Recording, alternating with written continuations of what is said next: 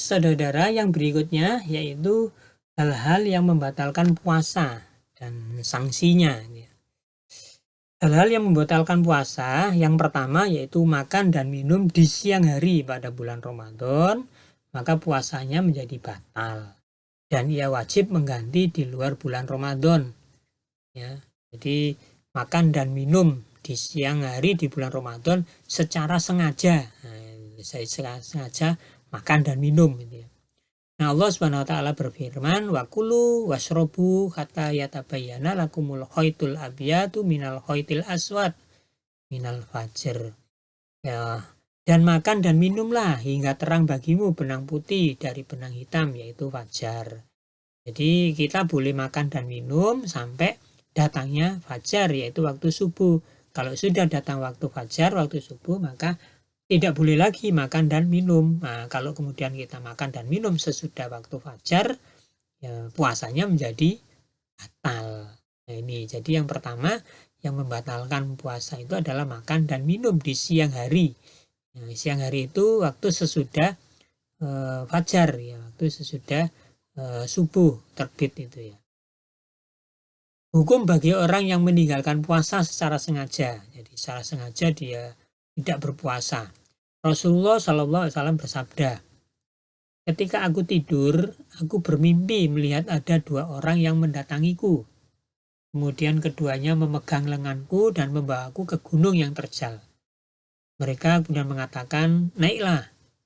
Ketika aku sampai di atas gunung, tiba-tiba aku mendengar suara yang sangat keras. Aku pun bertanya, suara apakah ini? Mereka menjawab, ini adalah teriakan penghuni neraka. Kemudian mereka membawaku melanjutkan perjalanan. Tiba-tiba aku melihat ada orang yang digantung dengan mata kakinya terjungkir, pipinya sobek dan mengalirkan darah. Aku pun bertanya, siapakah mereka itu? Kedua orang ini menjawab, mereka adalah orang-orang yang berbuka, tidak berpuasa. Sebelum waktunya, artinya orang ini meninggalkan puasa. Orang ini secara sengaja tidak berpuasa. Kemudian mereka membawaku melanjutkan perjalanan. Tiba-tiba ada beberapa orang yang badannya bengkak, baunya sangat busuk, dan wajahnya sangat jelek. Aku bertanya, siapa mereka? Kedua orang itu menjawab, mereka para pezina laki-laki dan wanita. Nah, inilah sanksi hukuman yang diberikan oleh Allah kepada orang yang secara sengaja tidak berpuasa di bulan Ramadan, secara sengaja berbuka sebelum waktunya berbuka, maka Allah akan menghukum mereka dengan cara digantung secara terbalik dan pipinya sobek hingga mengalirkan darah yang bercucuran. Nah, ini tentu ya kita harus berhati-hati, jangan sampai ya mengalami seperti itu. Oleh karena itu puasa jangan sampai ditinggalkan. Kemudian yang kedua yaitu melakukan hubungan suami istri di siang hari pada bulan Ramadan. Jadi yang membatalkan puasa yang kedua yaitu melakukan hubungan antara suami dan istri di siang hari pada bulan Ramadan. Kalau malam hari ya boleh-boleh saja. Nah, termasuk dalam hal ini melakukan masturbasi. Nah, itu juga menyebabkan puasanya batal. Dan wajib baginya mengganti puasa di luar bulan Ramadan serta wajib membayar kifarat atau kafarat atau denda. Apa dendanya? 1. Memerdekakan seorang budak. Sekarang sulit mencari budak, sudah nggak ada budak itu ya. Karena tidak ada, maka ya cari kafarat yang kedua, yaitu jika tidak mampu harus berpuasa 2 bulan berturut-turut. Nah, jadi 2 bulan berturut-turut, berat. Tidak boleh ada yang ini, waktu senggangnya berarti kan. 2 bulan berturut-turut. Wah, berat itu juga ya. Kemudian yang ketiga, jika tidak mampu harus memberi makan 60 orang miskin. Setiap orang 1 mud makanan pokok. Nah, ini inilah yang menjadi sanksi atau hukuman bagi orang yang membatalkan puasa di bulan Ramadan dengan melakukan hubungan suami istri. Ya, adapun jika di siang hari saat berpuasa seorang mengalami mimpi basah, maka puasanya tetap sah, tidak batal, dan tidak terkena kafarat. Karena mimpi itu tidak sengaja, mimpi itu tidak dilakukan dengan sengaja, ya. Sehingga dia memang tidak tahu, ya, tiba-tiba saja mengalami mimpi, ya. Jadi tidak membatalkan puasa.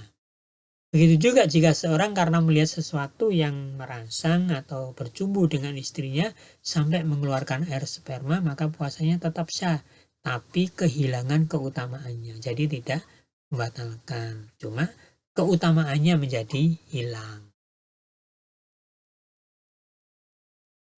Kemudian hal-hal lain yang dianggap membatalkan puasa. Jadi kalau kita perhatikan dari ayat Al-Quran gitu ya, yang membatalkan puasa itu ya hanya ada 2 atau 3 ya, yaitu makan 1, kemudian minum, kemudian melakukan hubungan suami istri, ya 3 itu saja.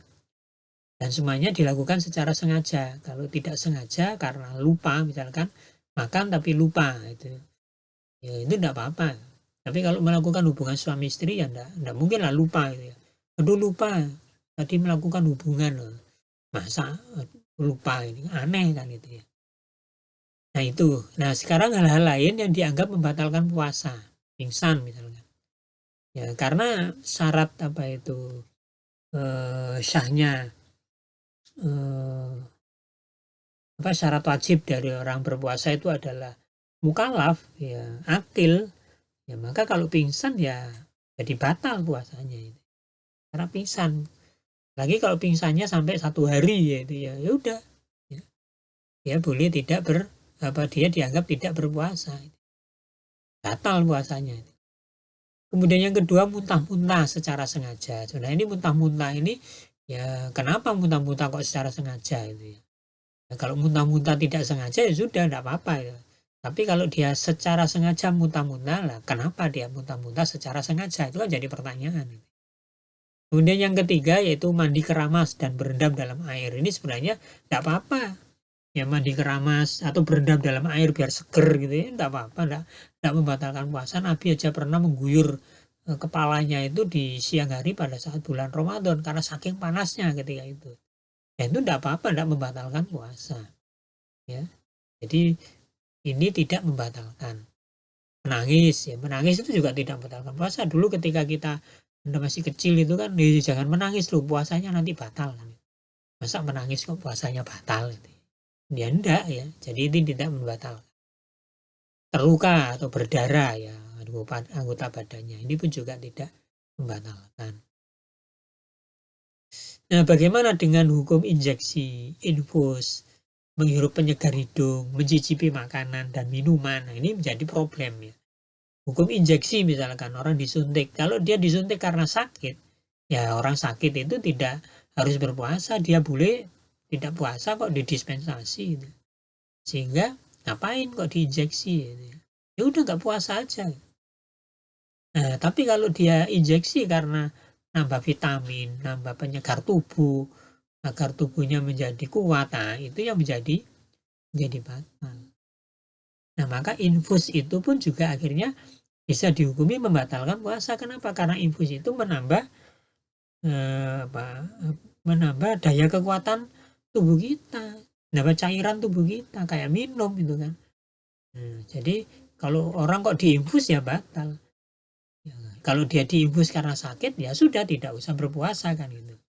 Tapi kalau menghirup penyegar hidung itu ya ada yang dihukumi tidak membatalkan ya karena itu udara seperti yang kita hirup gitu aja. Cuma ada rasa segarnya kan itu, jadi maka hukumnya tidak apa. Mencicipi makanan dan minuman pun juga dihukum boleh asalkan tidak sampai ya masuk ke dalam tenggorokan. Nah inilah hal-hal yang dianggap membatalkan puasa, tapi sebenarnya ada yang tidak membatalkan puasa.